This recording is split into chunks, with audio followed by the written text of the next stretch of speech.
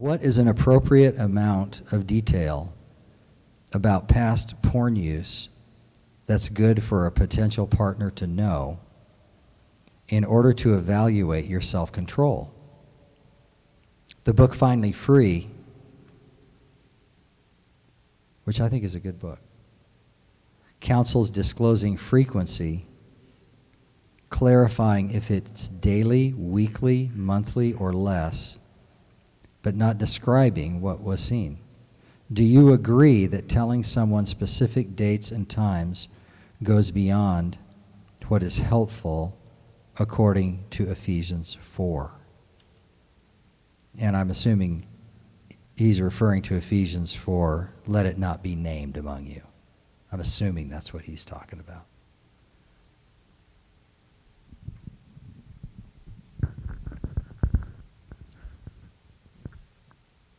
I'm kind of confused on the question a little bit. I don't think hopefully it's not implying that you should be pursuing a marriage if you're currently, that's not what it's assuming, is it? If you're currently addicted or currently looking. Past porn use. How much? Now there is another question that's kind of like it that has to do with time. Okay. I'll ask that one later. Yeah, okay. Let's deal with like that was 2 years ago. Yeah. 2 years ago I had an addiction and now I'm free of that. How much of that do you need to disclose?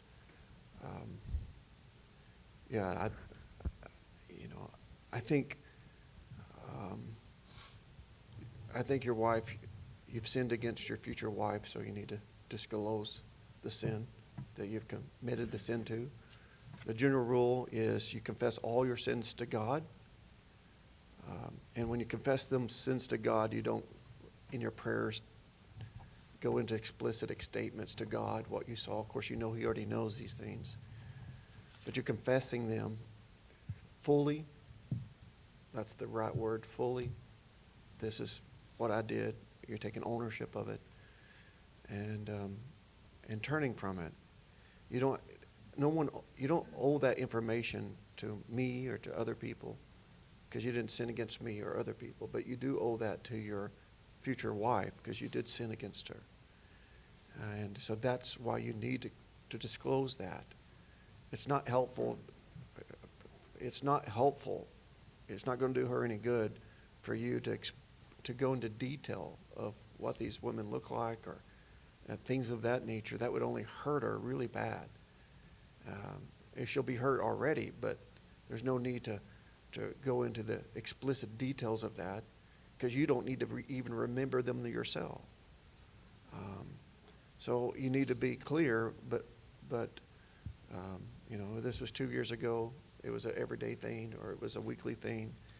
It lasted for 2 years, or I was introduced to it when I was 12 or when I was 15, and those things I think are important, at least from.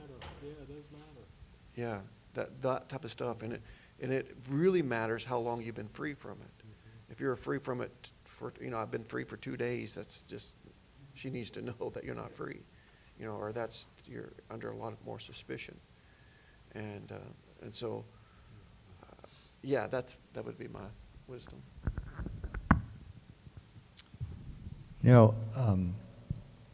Pastors that I know probe when a man says he's succumbed to pornography, and there are really important questions that has to be asked. How long? How much?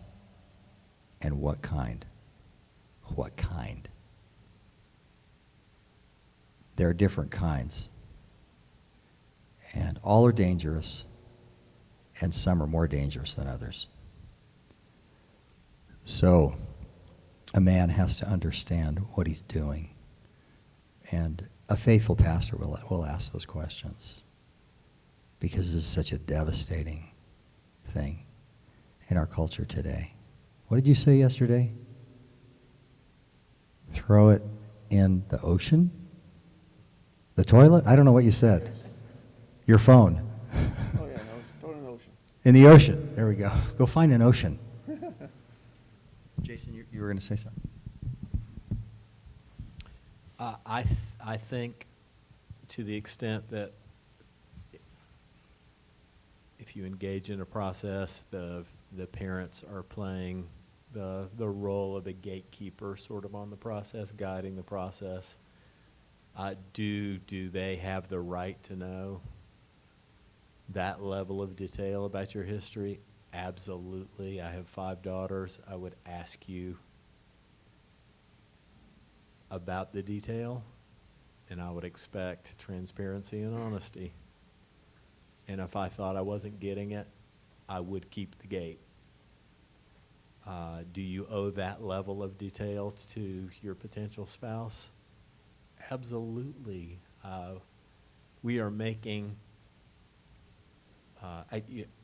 outside of salvation, you are not making a more specific commitment to anyone, not as broad, not as deep, for the rest of your life.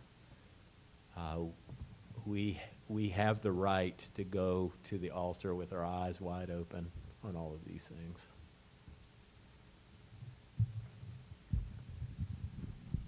Brothers, recognize how serious it is. I know many, many, many men who would not let you marry their daughter if you were involved in pornography. It's just the way it is. Sorry. They won't. You don't, we often treat sin, particularly secret sin, as if it's never going to come due. But that sin could come due in a really profound way. And you're not going to get to marry the girl of your dreams. I'm sorry. You blew your opportunity. A lot of men think that way. Now, again, the questions matter. How long? How much? What kind? Those questions really matter. How far back? How far back? Now that's the next question. It has to do how long. So Scott, Yeah. Can I just jump in? So I'm not that father. I love my daughters to death, but that's not a automatic disqualifier for me. Let me just tell you, when you're transparent and honest with parents and with a potential spouse, you are dispersing the clouds. If you're not transparent and honest, you are setting yourself up for a future where when that becomes known, potentially your in-laws feel had and your spouse feels had. My counsel would be you should welcome transparency and honesty. You should get it on the table so you can get it off the table, so you can get beyond it, and there's never a sense in which that bill is going to come due at some time in the future that you may or may not control. Think it through. If you keep that, you may have a bill that will come due later out of your control. You shouldn't do that to yourself. I don't think any of us would say it's automatically disqualifying for a man if he's looked at pornography. I don't believe that's our position. I think our position would be more, is that man plucking out his eye, figuratively? Has he broken free? Because you can break free. You really can break free. It's possible to break free. And I know a lot of men who've broken free. And I actually know a lot of men. They tell me they've never looked at it. Now, I know some men lie. My view is I don't think these guys are lying to me necessarily. I don't think they're lying to me. You can break free, and you can stay away. And it's not necessarily disqualifying for marriage, but it'll give your marriage a hit. And it'll give your marriage a hit in the way that you look at your wife, the way that you treat her, the way you think about her. You don't want to go into marriage thinking about your wife like she's a whore, because that's what pornography is. It teaches you to treat women like a whore. It teaches you to go get what you want. It's the ultimate selfishness. Pornography just makes you more selfish. It's all about you. But sex and marriage is destroyed when it's like that.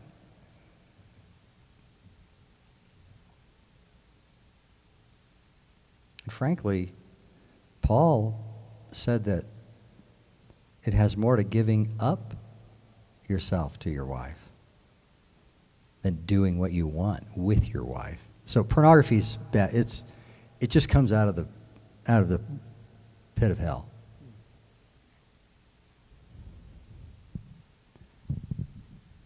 The question was how long. I don't know how long. I think to me it depends on the severity and all that kind of stuff. How long distance for the time when it would be right to be married. How long have you been free? How would you nuance? I know you're not going to give a date. You're not going to give but just how do you counsel men? Well, I don't. In the seminary level, we have a no tolerance policy. At the end of every semester, we ask you, have you looked at pornography? If you have, you can't enroll in the next semester. Doesn't mean you can't take a semester off and get back in, but after multiple offenses, you're done. And we take it very seriously because it destroys pastoral ministry. It destroys marriages. You have to understand that you asked me how long, and that's kind of in the ministry. If you got how long is it before you're clean? It's hard to know. It's hard to know if it's 2 months, 6 months, a year. I don't know for sure.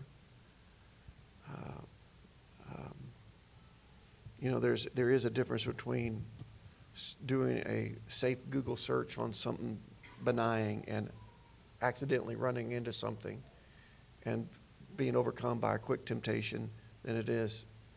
There's just different severities. And all those things have to be taken in account, and wisdom has to be discerning about, to what extent. And was this a 2-hour binge, or this was a 10-second quick click, then I'm out. I shouldn't have done that. All that stuff has to be taken into play.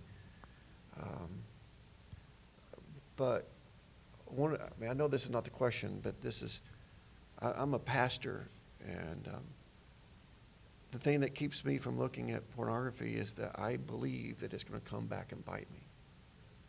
I believe that there's not a way to erase this stuff. That there is a fingerprint trail of everything I've done, and all it takes is one person that doesn't like my religious beliefs that can bring that up and show that to my whole congregation.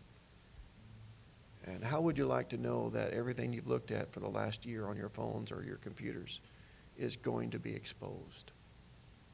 And if you live with that, it will. So it's like, no, it won't. Well, I believe it. In fact, the fact that God sees is the fact that do not be a fool. God will not be mocked. You will reap what you sow. God will. If you think you can get away with this stuff, God will humble you. And he knows how to humble you in a way to expose it before the whole world. And I'm so scared of it. It's like I want nothing to do with it. Nothing to do with it. And I think that's the heart you have to to defeat this. And of course, I'm talking about things that you didn't ask me, but. Yeah. So, you do know that everywhere you go with your phone is recorded, and everything you do is recorded. You do know that, right? That's how they track down people who are involved in January 6th. And anybody can buy this information. You can buy information on somebody, on where they went, where their feet went, and how far they were from the cell tower. All of your tracks are marked right now if you have a phone. Isn't that interesting? Because God says at the final judgment everything will come out. everything will be revealed. So you might as well recognize that now.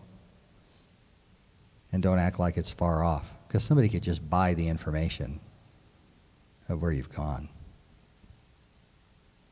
It's an interesting world we live in right now.